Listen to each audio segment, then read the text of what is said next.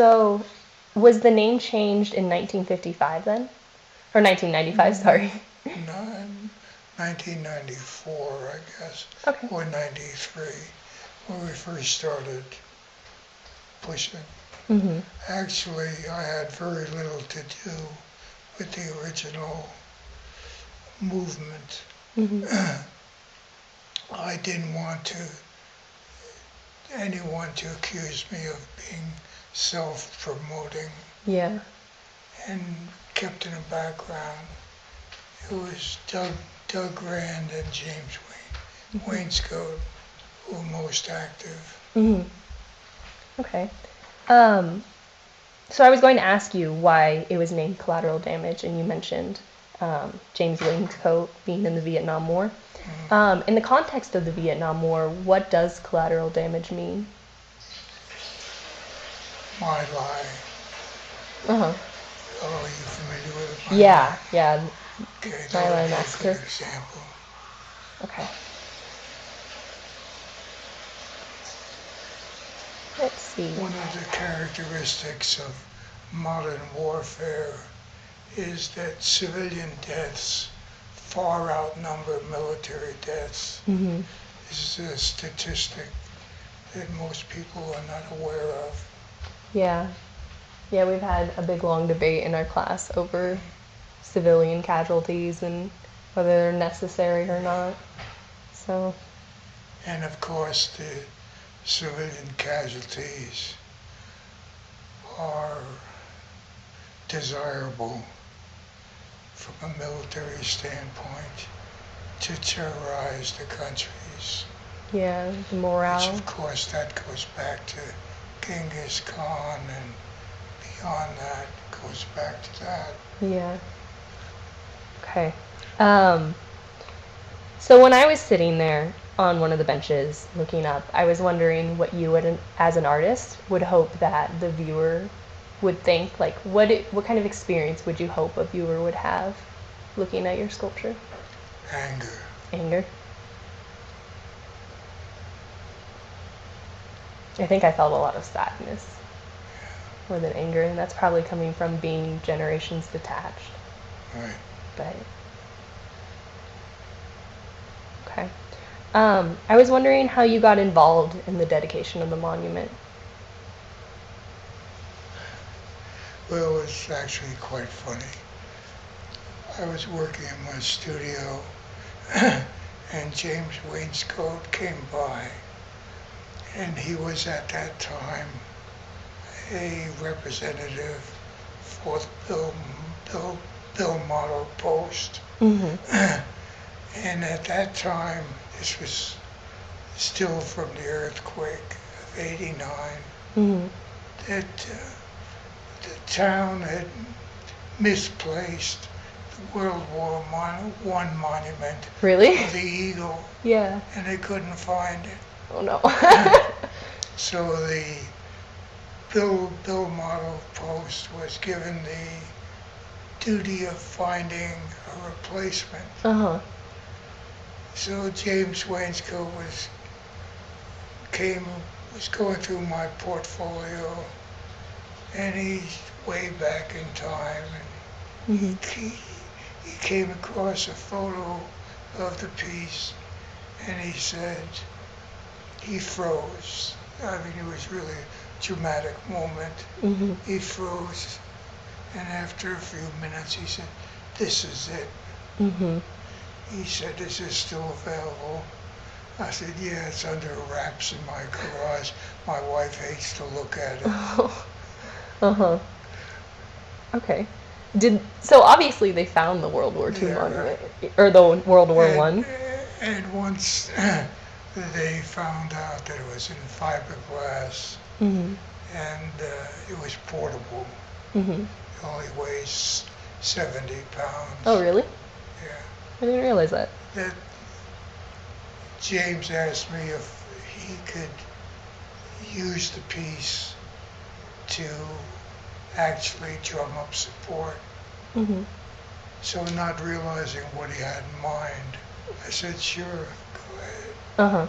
And I just let this guy have it. You're crazy. I didn't know him at all, Yeah. but he was so sincere that I trusted him. Uh-huh. What exactly was he trying to get support for at this time? He was trying to get this to replace the World War One Eagle. Okay. That's, you know, once again, they hadn't found it yet. Mm-hmm. Okay.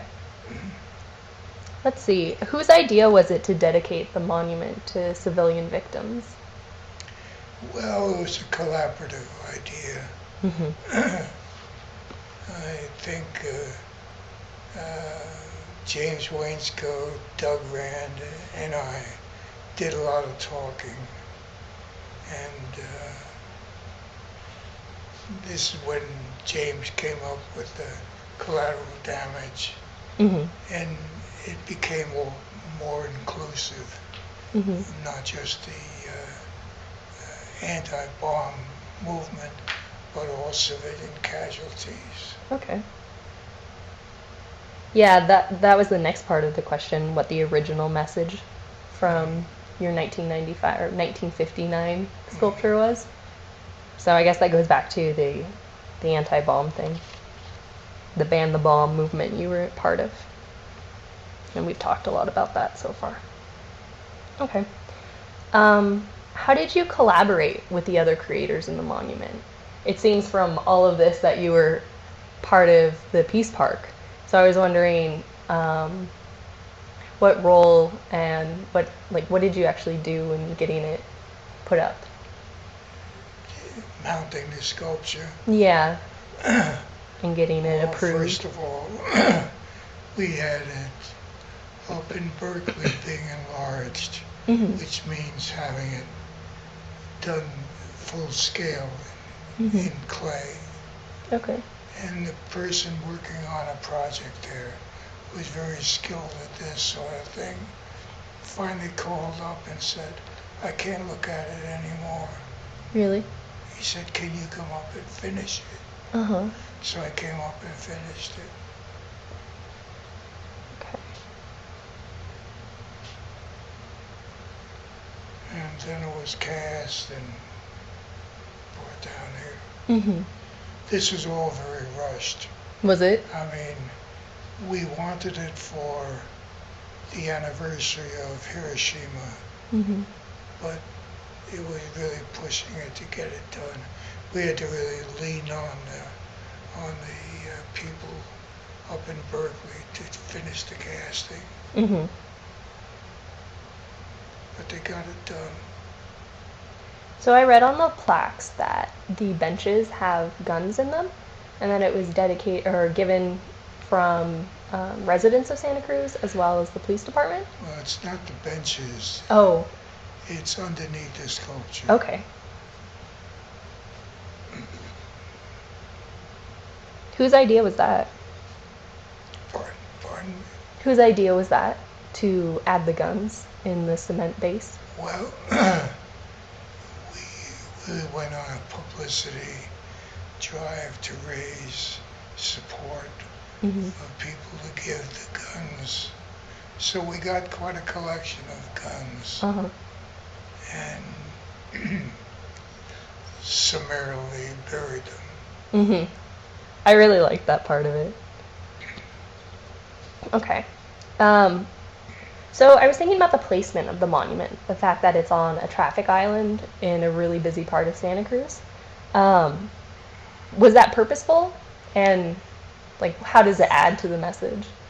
Well, it was a question of finding a home for the sculpture. Mm-hmm. And we went through all kinds of proposals.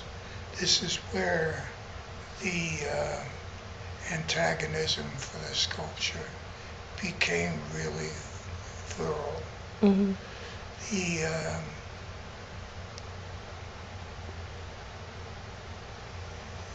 The town council, after